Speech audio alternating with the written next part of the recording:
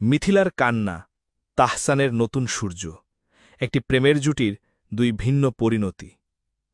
জীবন বড়ই অদ্ভুত, কখন কাকে কোন মোড়ে দাঁড় করিয়ে দেয় তা বলা মুশকিল। একসময়ের যে সম্পর্ক ছিল লাখো তরুণের কাছে ভালোবাসার সংজ্ঞা, সময়ের স্রোতে সেই সম্পর্ক আজ দুই মেরুর বাসিন্দা। বলছি বাংলাদেশের ছবি জঙ্গনের অন্যতম জনপ্রিয় জুটি তাহসান এবং মিথিলার কথা। সম্প্রতি মিথিলার এক আবেগঘন সাক্ষাৎকার এবং তাহসানের জীবনের নতুন অধ্যায় শুরুর খবরে তোলপাড় মিডিয়া। একজনের জীবনে যখন নেমেছে শোকের ছায়া, শোনা যাচ্ছে নীরব কান্নার আওয়াজ। অন্যজন তখন নতুন করে খুঁজে পেয়েছেন সুখের ঠিকানা। এক ভালোবাসার দুই ভিন্ন পরিণতির এক বাস্তব হৃদয় বিদারক গল্প। তারা ছিল এক স্বপ্নের জুটি। ২০০৬ সালের ৭ আগস্ট যখন তারা বিবাহবন্ধনে আবদ্ধ হন, তখন তা ছিল তারুণ্যের কাছে ভালোবাসার উৎসব। গিটারের ৬ তারে তাহসানের সুর আর মিথিলার মায়াবী হাসিতে মুগ্ধ ছিল গোটা দেশ। ২০১৩ সালে তাদের ঘর আলো করে আসে কন্যা আইরা। সব মিলিয়ে এক পরিপূর্ণ সুখী পরিবারের প্রতিচ্ছবি ছিলেন তারা। কিন্তু সেই স্বপ্ন ভাঙে ২০১৭ সালে।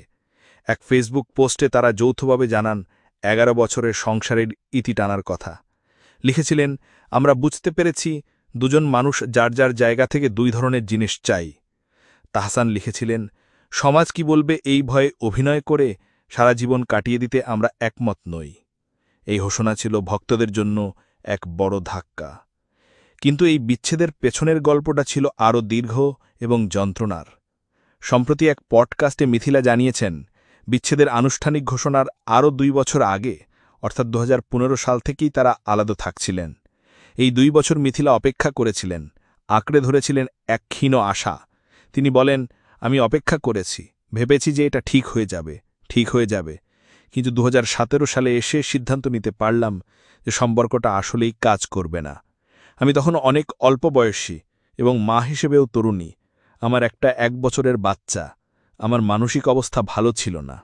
শুধু মানসিক নয়, অর্থনৈতিকভাবেও এক কঠিন সংকটের মধ্যে দিয়ে গিয়েছিলেন মিথিলা। ২৩ বছর বয়স থেকে যে জীবনকে তিনি চিনতেন, তা এক মুহূর্তে অচেনা হয়ে যায়। শ্বশুরবাড়ি ছেড়ে নিজের একটি ঠিকানার জন্য, নিজের পায়ে দাঁড়ানোর জন্য তাকে করতে হয়েছে কঠোর পরিশ্রম। মিথিলার মতে, মেয়েদের অর্থনৈতিক স্বাধীনতা সবচেয়ে বেশি জরুরি, যা তাকে কঠিন সিদ্ধান্ত নেওয়ার শক্তি জুগিয়েছে বহু বছর পর। এরপর মিথিলা ভারতের নির্মাতা সৃজিত মুখার্জিকে বিয়ে করে নতুন জীবন শুরু করলেও তার কথায় বারবার ফিরে এসেছে পুরনো সম্পর্কের ক্ষত আর একাকিত্বের সুর। বর্তমানে একাই থাকছেন মিথিলা। তার সাম্প্রতিক কথায় স্পষ্ট, সেই শোকাবহ অবস্থা তিনি আজও পুরোপুরি কাটিয়ে উঠতে পারেননি। আর অন্যদিকে জীবন বহমান, পুরনো স্মৃতিকে পেছনে ফেলে জীবনের নতুন অধ্যায় শুরু করেছেন তাহসান খান। সম্প্রতি মেকওভার আর্টিস্ট রোজা আহমেদকে বিয়ে করে তিনি সংসারী হয়েছেন। কোনো গুঞ্জন ছাড়াই তার এই নতুন পথ চলার খবরে ভক্তরা যেমন বিস্মিত, তেমনই আনন্দিত। সামাজিক যোগাযোগ মাধ্যমে অনেকেই লিখেছেন, অবশেষে চাঁদের আলো খুঁজে পেয়েছেন তাহসান।